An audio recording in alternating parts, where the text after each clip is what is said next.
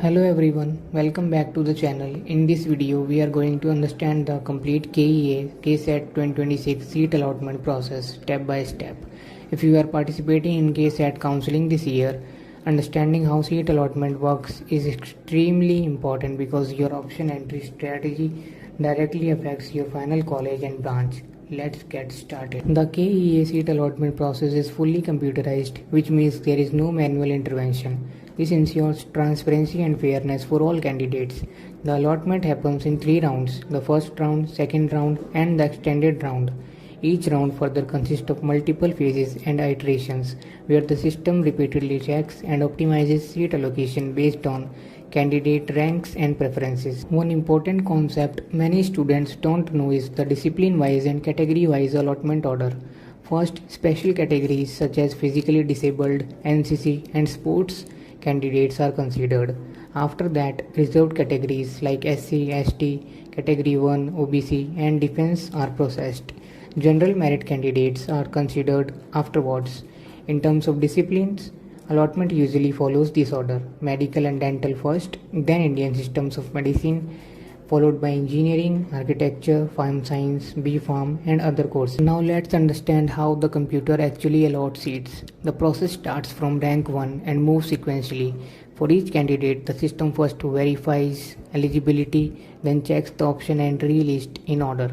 If a seat is available for that option, it gets allotted. If not, the system moves to the next option. This continues until the best possible available option is found for the candidate. This is one of the most important parts of the KCET allotment process: iterations. The system does not check options only once. It repeatedly reviews all candidates' options multiple times within a phase. If a better option becomes available due to cancellations or changes, the candidate automatically moves to the higher preference seat. Remember, movement happens only upwards, never to a lower preference. The allotment process stops for a candidate when either the best possible option is achieved or when all options in the list are exhausted. If no higher preference seat becomes available after multiple iterations, the allotment is finalized. The overall process ends only when all the seats are filled or the system has processed every candidate up to the last rank. Now let's talk about the most crucial part: option entry strategy. Always place your most preferred college and branch at the top, followed by lower preferences in a logical order. Avoid big jumps between very high and very low options. Maintain a gradual list including dream, realistic, and safe choices. Experts recommend entering at least 100 or more options to improve your chances of securing a seat.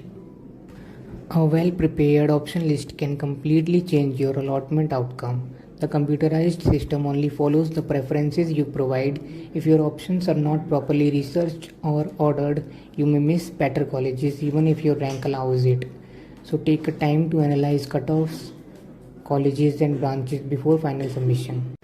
Let's understand an important guideline you must follow for KCET 2026 seat allotment. KCET 2026 seat allotment will be based on the details and claims made in your online application and the documents you submit for verification. Candidates must keep all original certificates ready to support their eligibility and reservation claims. If required documents are not produced, the candidate will not be allowed to enter options for seat allotment. The KCET seat allotment process may seem complex at first, but with proper understanding and preparation, you can maximize your chances of getting your desired college and branch. If you found this video helpful, don't forget to like, share, and subscribe for more exam related videos. All the best for your KCET 2026 counseling.